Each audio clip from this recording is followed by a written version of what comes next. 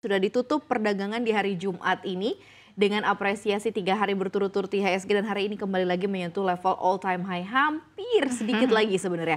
Tinggal beberapa poin kita ditutup ke 8.400. Ini perlu diwaspadai atau apa nih harusnya aksi yang diambil karena 3 hari berturut-turut hat-trick sudah menguat. Kemudian levelnya sudah hampir 8.400 tampaknya akan menjawab tantangan Pak Menkyu gitu ya di 9.000 di akhir tahun. Ini seperti apa sih? Ya, 9.000, 8.500 dulu lah, paling optimis kan ke situ. Kalau kita lihat memang pasar lagi menarik banget ya. Kalau saya sih melihat investor asing udah trust lagi nih, udah balik lagi karena udah banyak sentimen yang datang juga gitu ya. Apalagi kan kemarin indeks MSCI kita sudah ketahui dan ternyata dominan diisi saham-saham konglomerat di mana kan sepanjang tahun ini kan justru asing memang cenderungnya ke saham-saham konglomerat ya. Dengan masuknya di indeks MSCI yang makin terkonfirmasi, jadi asing ini malah makin gencar lagi gitu. Memang kalau kita lihat saat ini saham-saham yang berfundamental belum banyak yang dilirik, tapi menurut saya harusnya ini bisa menjadi euforia hingga akhir tahun nanti. Tapi kalau saya sih melihat mungkin minggu depan kalaupun ada koreksi hanya koreksi sejenak aja sih. Karena kan mengingat kita tuh udah naik tuh dari bulan Juli sampai bulan Oktober kemarin belum ada penurunan. Harusnya November ini kalaupun koreksi sedikit aja. Nah, dan nanti Desember sampai awal tahun kita lanjut bullish, yang penting didukung sama sentimen-sentimen yang baik. Terutama mungkin nanti yang paling ditunggu itu adalah dari hasil diskusi MSCI kemarin ya yang mau menurunkan free float, harapannya bisa sesuai harapan para investor. Kan kemarin juga beberapa emiten sudah menyurati MSCI ya karena merasa keberatan ya, karena hal ini memang bukan kabar yang cukup baik. Tapi harapannya keputusan MSCI bisa dipertimbangkan lagi. Oke, karena tadi dikatakan Susi saham-saham yang fundamentalnya bagus belum perform nih ya sebenarnya di penguatan di menjelang 8.400. Berarti secara tidak langsung ini saham-saham Parkonglo yang masih perform sehingga ke level ini ya. Saat ini masih konglo. Kalau teman-teman lihat hari ini justru yang naik ya memang masih konglomerat karena kan kemarin ketika salah satu emiten yang masuk ke MSCI, contoh kayak Brand, BRMS, kemudian ada beberapa emiten dari TP Rahmat juga, dari Happy Hapsora. Nah teman-temannya itu yang masuk di grup yang sama, saham-saham lainnya yang masih di grup Prajogo, kayak Cuan, PTRO, TPI, itu juga ikut pesta gitu. Juga teman-temannya itu ikut mengapresiasi, makanya akhirnya mendorong ISG kita makin bullish lagi dan tembus all time high baru.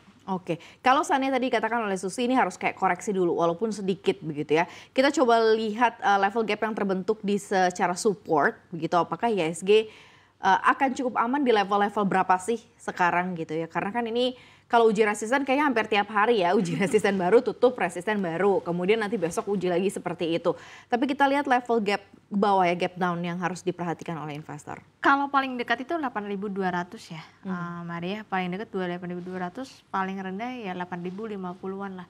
Itu menurut saya udah diskon yang lumayan gitu. Tapi kalau berharap mungkin balik lagi 7.800, menurut saya sih kayaknya udah agak susah ya, karena pasar udah cukup optimis, apalagi data-data ekonomis juga sudah menunjukkan ekonomi kita cukup stabil ya, masih tumbuh juga di atas 5%, kemudian neraca dagang kita juga masih surplus, hari ini cadangan devisa kita juga naik, inflasi kita juga di level yang cukup baik 2,8%, jadi PMI juga masih ekspansif, jadi nggak ada data-data yang istilahnya harus mendorong pasar itu turun gitu saat ini ya. Memang masih banyak pesta. Mungkin di pekan depan memang lebih sedikit data, harusnya bisa dimanfaatkan teman-teman kalau ada koreksi. Pekan depan apa nih akan kemudian bisa kita perhatikan? Khususnya dari global lah ya. Karena kalau kita lihat di Amerika Serikat sedang tidak baik-baik aja karena banyak yang mengalami PHK juga di Amerika Serikat. Kemudian ini juga paling banyak di bulan Oktober dalam 2 dekade terakhir.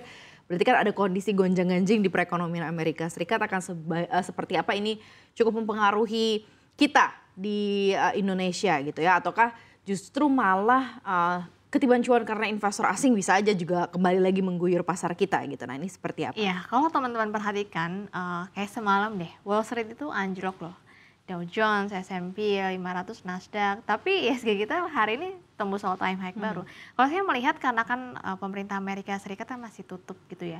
Jadi buat teman-teman yang investasi di saham US yang harusnya bisa melihat data, kemarin kan harusnya ada data-data rilis kayak PCA itu nggak jadi rilis ya, karena kan masih shutdown pemerintahnya gitu. Jadi nggak bisa berkaca bagaimana nih pertumbuhan ekonomi Amerika Serikat ini, bagaimana nih update-nya, karena kan datanya nggak rilis.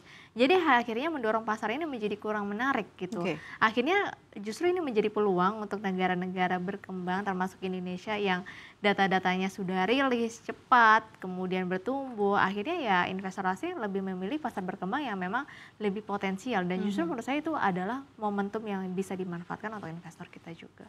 Dan ini terbuka begitu ya, peluangnya Ya, juga masih akan ada ya. betul. Kalau di minggu depan ini akan lebih tight kemana arah yang mungkin diperhatikan? Karena kan kalau di dalam negeri rilis kayaknya hampir pekan ini Iya, lumayan pekan ini udah banyak. ya, banyak banget rilis ya. Paling kita tinggal lihat satu persatu nih emiten bakal rilis laporan keuangan, kinerja ya di third quarter. Tapi akan seperti apa ini akan cukup mempengaruhi psikologis pasar di pekan depan? Ya, kalau saya melihat untuk kinerja keuangan di kuartal 3 ya, terutama untuk kayak sektor teknologi, itu banyak yang bagus loh. Bahkan yang dari rugi udah jadi laba, makanya kalau teman-teman perhatikan beberapa saham-saham di teknologi ya, atau kayak contohnya Goto itu ruginya udah sangat di Tipis-tipis. press sekali ya. Makanya kalau kita lihat pergerakannya beberapa akhir ini udah dari 50-an udah sekarang di level tadi sempat ke 63. Kemudian ada MTech juga, itu kemarin labanya gila-gilaan tumbuhnya. Jadi beberapa emiten yang memang berhubungan erat atau berkaitan erat dengan suku bunga ya, kayak properti, kemudian kayak banking, kayak teknologi yang digitalisasi, itu justru mereka benar-benar bebannya itu terkompres gitu loh. Beban-bebannya itu benar-benar bisa turun karena memang efek pemangkasan suku bunganya sudah terjadi 5 kali di tahun ini. Jadi harusnya potensinya bisa lebih baik kalau nanti Bank Indonesia masih memangkas setidaknya ya 1 kali hingga 2 kali hingga akhir Desember.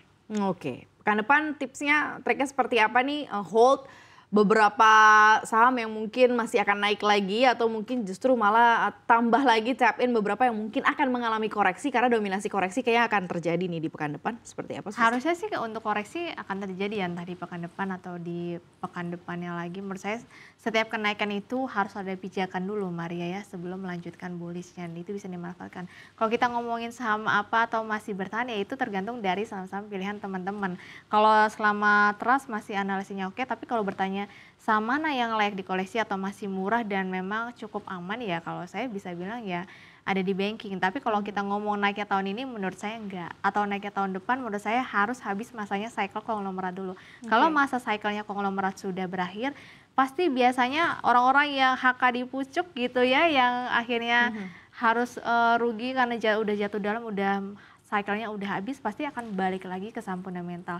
Akhirnya banyak lagi investor yang balik ke saham perbankan, seperti di big caps ya. Akhirnya nanti saham itu akan lanjut cycle-nya atau next cycle-nya adalah saham perbankan. Tapi menurut saya harus selesai dulu fase dari konglomerat.